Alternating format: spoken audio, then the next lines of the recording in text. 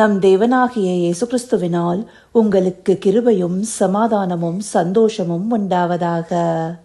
கடந்த நாட்கள்ல சீஷத்துவத்தின் அடையாளமாக சீஷர்களிடத்துல காணப்பட வேண்டிய குணாம்சத்தை குறித்து பார்த்துட்டு இருந்தோம்.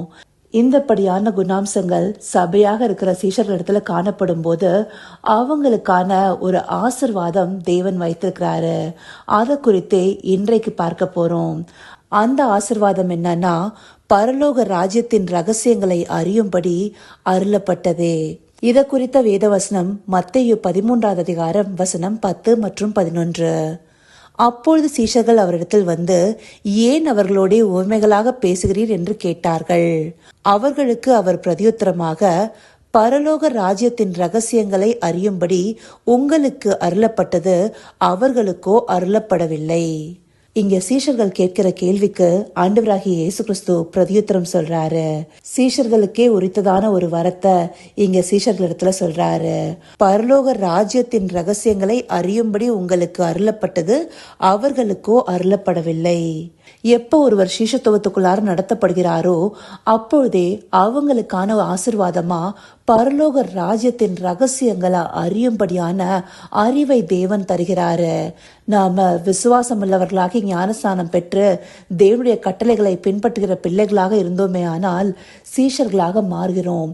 அப்படியாக தேவனுக்கு கீழ்ப்படிந்து நம்முடைய சுயத்தை சாராமல் தேவனையே பின்பற்றி நடக்கும் போது பரலோக ராஜ்யத்தின் காரியங்களை நாம் அறியும்படியான அறிவையும் ஞானத்தையும் தேவன் நமக்கு தந்தருகிறார்.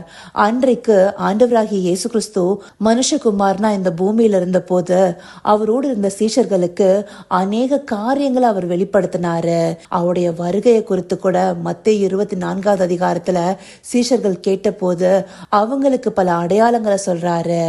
அவரை பின்பற்றி வந்த ஒவ்வொரு சீஷர்களுக்கும் அவர் அநேக வார்த்தைகளை வெளிப்படுத்தியிருக்கிறாரு. அந்த வார்த்தைகளே நமக்கு நிருபங்களாக தொகுப்பாக கொடுக்கப்பட்டிருக்கு. அந்தபடியாக ஆண்டவராகிய இயேசு கிறிஸ்துவை விசுவாசிச்சு அவரை பின்பற்றி அவருடைய வார்த்தைகளின்படி நடந்தோமே ஆனால் நமக்கு பரலோக ராஜ்யத்தின் ரகசியங்களை அறியும்படியான ஞானமும் அறிவும் தந்தரப்படுங்கிறத இந்த வார்த்தைகள் தெளிவாக காண்பிக்குது. அன்றைக்கு ஆண்டவராகிய இயேசு கிறிஸ்து தன்னோடு கூட இருந்த சீஷர்களுக்கு இந்த வார்த்தைகளை வெளிப்படுத்தினாரு.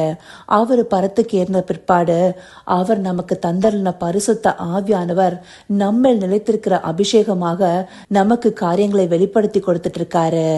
1 யோவான் 2வது அதிகாரம் 20வது வசனத்துல, நீங்கள் பரிசுத்தராலே அபிஷேகம் பெற்று சகலத்தையும் அறிந்திருக்கிறீர்கள்னு சொல்லப்பட்டிருக்கு.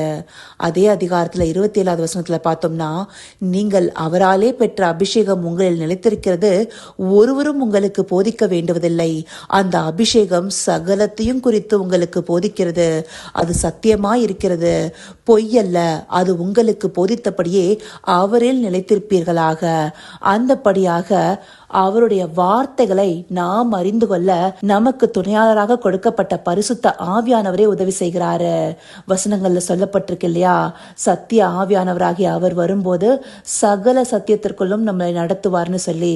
அப்படியான சத்தியத்தை அறிந்து கொள்ளும் அறிவை ஆவியானவர் மூலமாக நாம பெற்றுக்கொள்வதற்கும் அந்த சீஷத்துவத்திற்குள்ளார வரணும். அவருடைய வார்த்தைக்கு கீழ்ப்படியணும். நம்முடைய சுயத்தை சார்ந்திருக்காம தேவனையே சார்ந்திருக்கணும். அவரிடத்திலிருந்து இன்னுமாய் கற்றுக்கொள்ளணுங்கிற ஆர்வமும் ஆயத்தமும் காணப்படணும். கற்றுக்கொண்ட வார்த்தைகள்ல நிலைத்திருக்கணும். இப்படியாக காணப்படும் போது பரலோக ராஜ்யத்தின் ரகசியங்களை தேவன் நமக்கு வெளிப்படுத்தி கொண்டே இருப்பாரு. இந்தப்படியான ஸ்லாக்கியம் எல்லாருமே பெற்றிருக்கிறாங்களா? இன்றைக்கும் வேதத்தை வாசிக்கும் போது அநேகருக்கு அதன் மறைப்பொருள்கள் புரிந்து கொள்ள முடியாம இருக்கு. இது எதனால? ஆசிர்வாதங்களை எதிர்நோக்கி பார்த்து அதையே பின்பற்றி கொண்டு அவருடைய வார்த்தைகளை கைவிடுகிறதுனாலேயே. சீஷத்துவத்தின் முக்கியமான அடையாளமே அவருடைய கட்டளையின்படி நாம நடந்து கொள்வதே.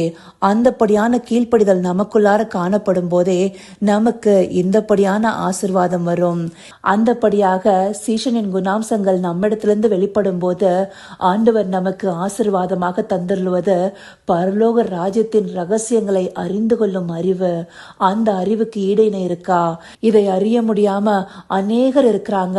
அப்படி இருக்கும்போது பரிசுத்த ஆவியானவர் அபிஷேகமாய் நமக்கு தந்தர்லி அந்த ரகசியங்களை நமக்கு வெளிப்படுத்துகிற தேவனை நோக்கி பார்த்து அவரிடத்தில் நம்மை ஒப்பு கொடுத்து அவருடைய கட்டளைகளை பின்பற்றுவதற்கு அவரை நோக்கி பார்ப்போமா?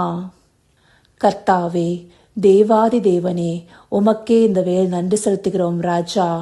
அப்பா, உம்முடைய சபையாக பரிசுத்த ஆவியானவர் தங்கும் ஆலயமாக நாங்கள் மாற்றப்பட்ட நொடியிலிருந்து சீஷத்துவத்திற்குள்ளார வந்திருக்கோங்கிறதையும், அந்த சீஷத்துவத்தின் அடையாளமாக எங்களுக்குள்ளார காணப்படுகிற குணாம்சங்கள் மூலமாக தேவரீர் எங்களுக்கு பரலோக ராஜ்யத்தின் ரகசியங்களை அறியும்படி எங்களுக்கு அருள் செய்த தயவிற்காய் உமக்கு நன்றி செலுத்துகிறோம் ராஜா.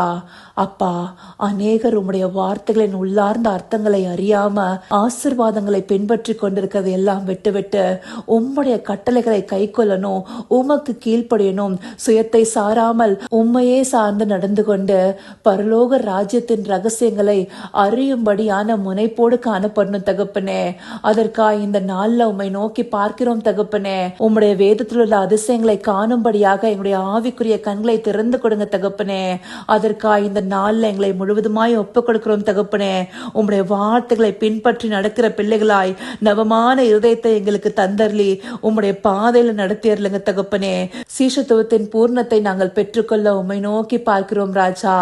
அப்படியாய் தேவரீர் எங்களை நடத்தப் போகிற தயவிற்காய் நன்றி. சகலவித துதி மகிமை கனம் யாவும் ஒருவருக்கே செலுத்துகிறோம். இயேசு கிறிஸ்துவின் மூலமாய் வேண்டிக் கொள்கிறேன் பிதாவே. ஆமேன், ஆமேன்.